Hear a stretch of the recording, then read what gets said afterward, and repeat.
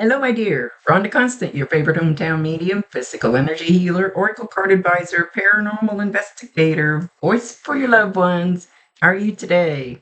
So, you know how this works, but I always like to remind people if it doesn't make any sense now, keep it in mind.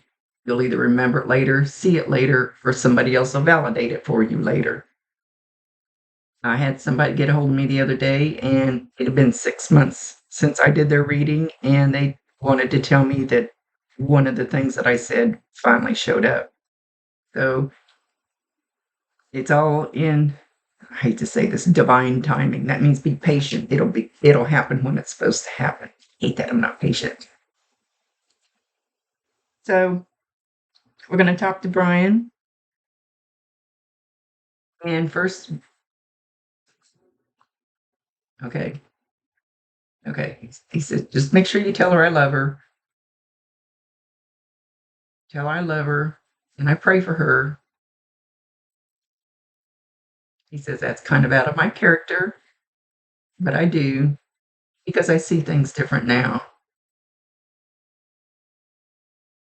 And it's like he's glowing. It's like his aura just started getting brighter and brighter and brighter, which, okay. He says, tell her I'm fine. Tell her I'm all right. When we transition to the other side, I call it peeling us like an onion, where they kind of strip off all the heavy negative hate, anger, resentment, all those heavy energies, and they strip all that crap off of us, guilt, especially guilt. Ooh, they got to take a lot off of me. They better start stripping now. So he wants you to know that he is glowing bright. He's talking about butterfly wings, wings. And he's almost vibrating, like butterfly wings, they don't quite go that fast. They usually go like this, but his are going like this, just vibrate. That's a good thing. The higher your vibration, the better off you are, whether we're here or there. So Brian and I pulled a card for you, and these are my release cards. And I shuffle and let him pick the card that he thinks that you should have. So this is from him. Surrender to joy. A key to positive change in your life is to let joy in and savor it. Indulge in random acts of smiling during both the hard and easy times. Keep surrendering to more joy. So he wants you to surrender to joy. He says, not sadness. He says, I know you miss me. I know everything you do. But he wants you to know that what he sees and hears now, it doesn't come from a place of judgment like it does down here. Like you might do something, I can't even think of it, for instance, and somebody down here might judge you for and say, oh, she shouldn't be doing that. But when we're up there, it's a whole different story because they understand we're here learning our lessons. And yes, we're going to make mistakes. And yes, we're going to do things like that. And yes, we're going to learn not to do those again. That's what it's all about. So even though he sees you doing things, he's not judging you. I hope that makes sense. I don't think I've ever heard one of them say that before. That's pretty cool.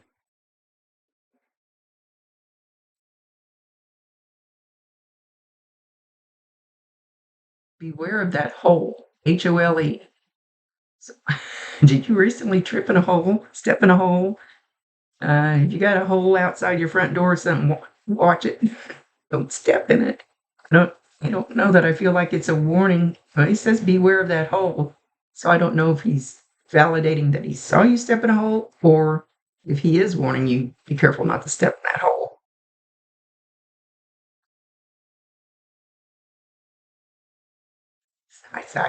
I have no clue what he means. He says deep as an alligator. It's deep as an alligator. So it must be a pretty big hole.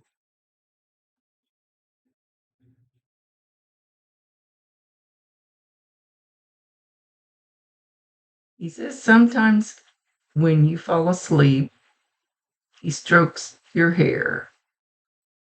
Whether you realize that, whether you remember that, whether you dreamed that and thought it wasn't real, he just strokes your hair. I have no idea what your hair looks like.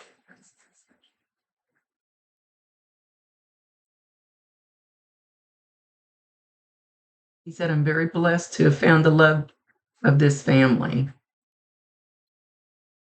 I wish I would have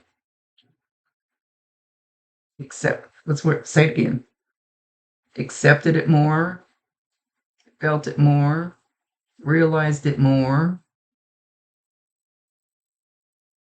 instead of blocking it out. And even if you don't know that's what he was doing, that's the way he felt. That's what he felt that he did. That he didn't fully accept it. Like he always had a wall up, which a lot of men do. Ah, we do too.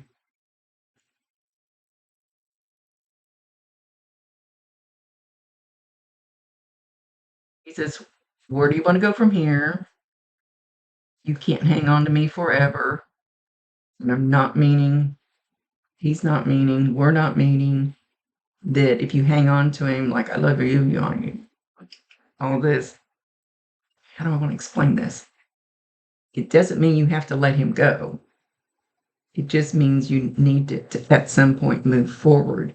He'll still be there. He's not going anywhere.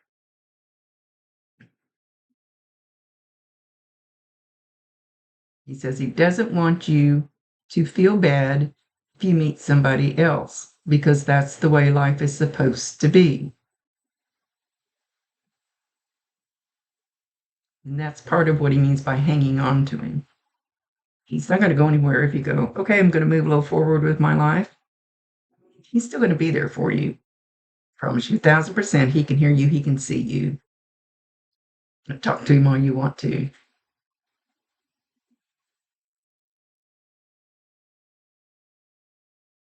Hang on, he's doing something. I'm trying to figure out what it is. You should hear some feet. It's like he's shuffling his feet. So you should hear that, and it usually doesn't happen when you're in the same room. I don't know why. Like you might walk out of the kitchen and you might hear some feet shuffling in there, or vice versa, as you walk into the other room. He wants you to know that's him, and he's doing it. He's doing it pretty quiet, pretty soft. So you might just barely pick that up, or think you hear something, and you go, nah. So when you hear that, validate him, acknowledge him, tell him you love him, and ask him to bring you more. Invite him into your home if you want him there. Let him know it's okay, no matter what you're doing towards the rest of your life.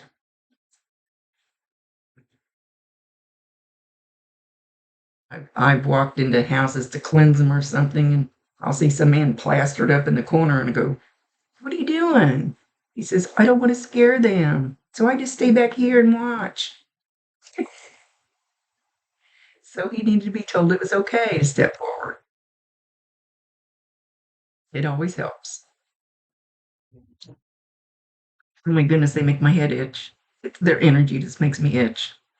Don't know why. Again, he says, what do you want to do with the rest of your life? I'm ready and willing to help. It doesn't matter who it is or what it is. Ready and willing to help. Talk to him. Asking for help. You have to ask, and then you have to allow whatever they bring forward. And it may not happen right the second you ask. It might be weeks later. It could be. It just depends. It depends on what they decide is a good time. There's that damn divine timing again. It's the right time. So sit down, talk to him, and ask him for help with blah, blah, blah. Something he was good at here.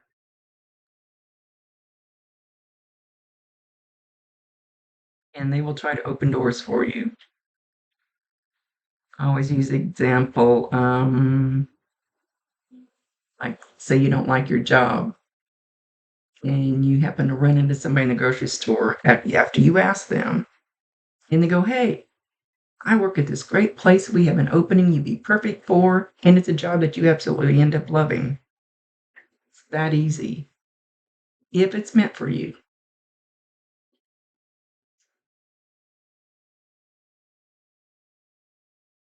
And he says, "Where do you want to go from here?" He said, "It's time for you to figure it out."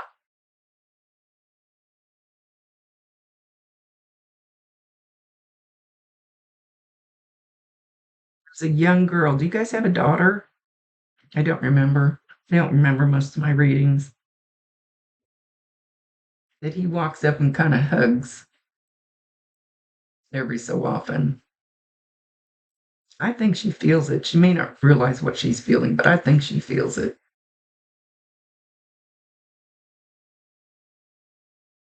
He's, he says he's being fairly quiet at your house. He's just it's gonna sound like a creeper. He's just observing, very gentle, feels so full of love.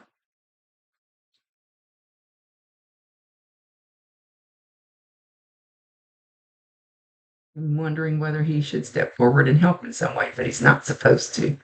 He can't override your free will choice. You need to ask him. Ask him to step forward. Ask him to bring you signs. Ask him to help you with blah, blah, blah. And what he can't do, your guides can, if it's something you're supposed to have. And it has to be on the positive side. It can't be, go over there and kick that SOB in the ass and make him fall down.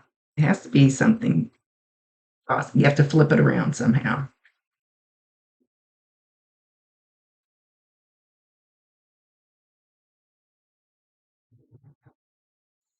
He says he sees every single one of you shed a tear over him once in a while.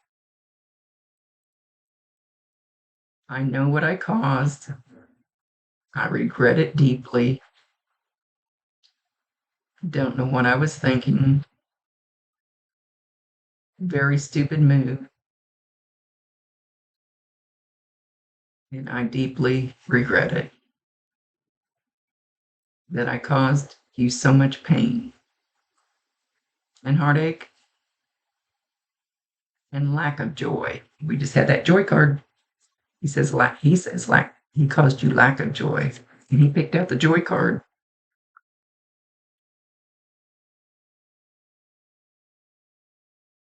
He says, I want you to go out in the world and dance like nobody's watching and be happy. That's what will make my soul happy. I did not do permanent damage to you.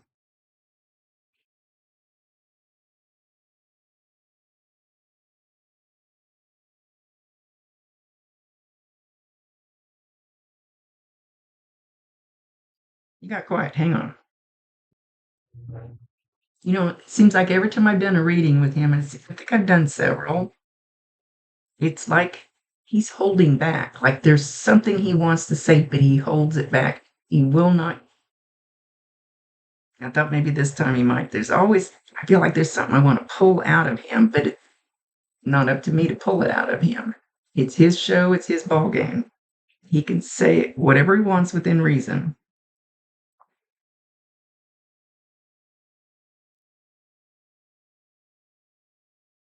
That's validation. When you get something like that, that's validation. When something dings out of the blue.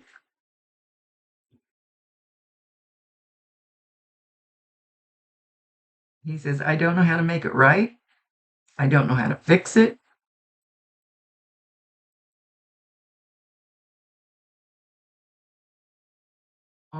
He feels like all he can do to atone for his mistakes is to help you guys, even now. So allow him to help. Ask him, give him permission.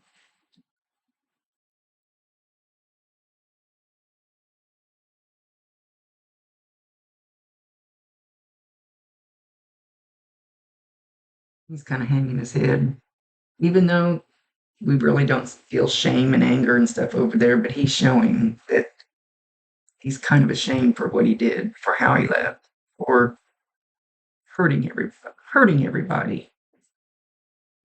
He says, now I would like to make amends if you'll let me. Something about a cabinet door. I'm assuming your kitchen, like you might shut it and you go back in and it's open, or it's open and you go back in and it's shut, or something about it moving or creaking, or something about a cabinet door. So keep an eye on that.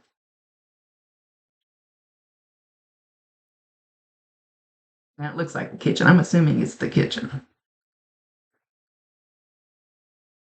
Sometimes they show me exactly, and sometimes it's kind of vague. He's still not giving me the nitty gritty.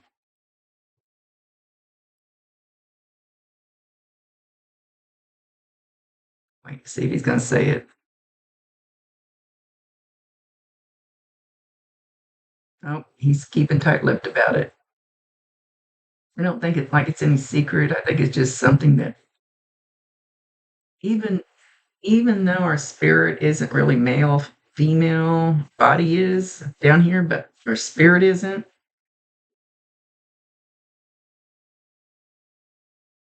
Still feels like a manly thing, like an ego thing. Even though we're supposed to have gotten rid of our ego by now. No room for ego up there.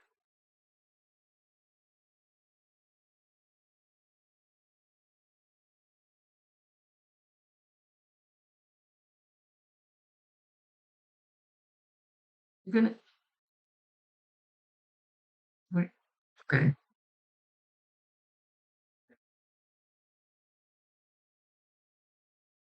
You're gonna get like a little puffs of air. Now he's showing outside, so I don't think. How am I going to explain this one? They're always challenging me. It's like your hair just it's like a little bit of a kind of blow, just but it's not like your whole body's going to feel the air. It's just like even though you're outside, or it could happen in the living room, or it could happen sitting in your car with the windows up, just like a little just blow. So know that that'll be him. But if you're outside and the wind's blowing, that doesn't count. It's got to be like nothing else is moving, and then your hair does, just basically in one spot. I like when they come up with something unusual. We try to do something besides cardinals and coins and butterflies.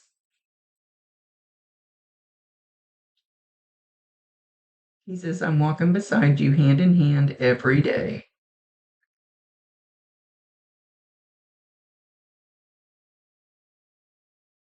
So when you want to talk to him, and you don't have to talk out loud, he can hear you. You don't have to move your lips. Sit on the couch and talk to him and hold your hand out and ask him to hold your hand. And you should feel, and it might take a few times, you should feel some pressure in your hand. When I walk River Road, I usually ask Bob or somebody to hold my hand, and it feels like somebody holding my hand. But to other people, and everybody feels it energy different, so I can't tell you for sure how you will feel it. Like maybe like a ball or a balloon sitting in your hand. It'll or feel warmer or full. Ask him to hold your hand.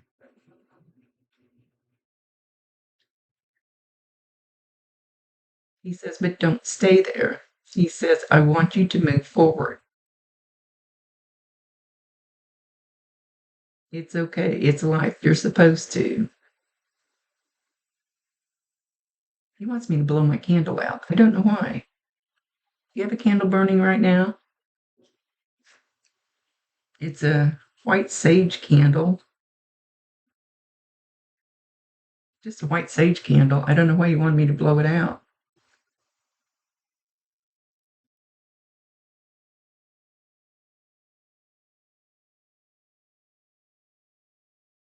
Oh, he said he left just as quick as blowing out a candle. Well, that's unusual too. He left. His leaving was just as quick as me blowing that candle out, and just as easy. And he wanted you to know that. He says, I'm sending you all of my love. Sending you all of my love. My love.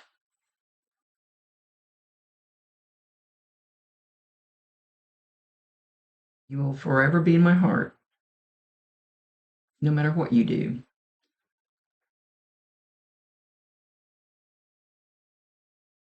So know when you go outside at night and you look up at the stars and you see the stars, know that he's looking back at you.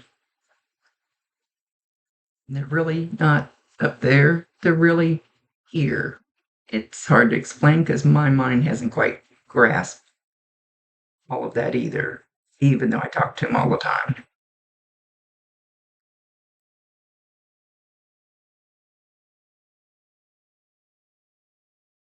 But that he's going to leave.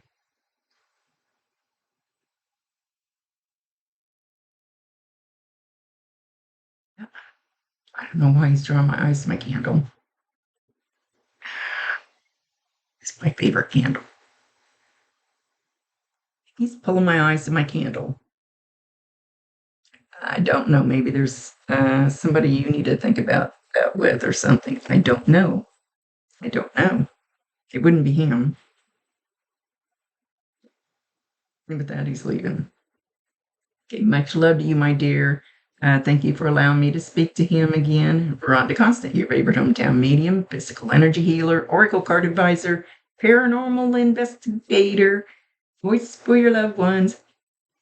Don't forget, don't forget to go spread some love anywhere, stranger, as long as you don't get too close, as long as they're not creepy. See ya.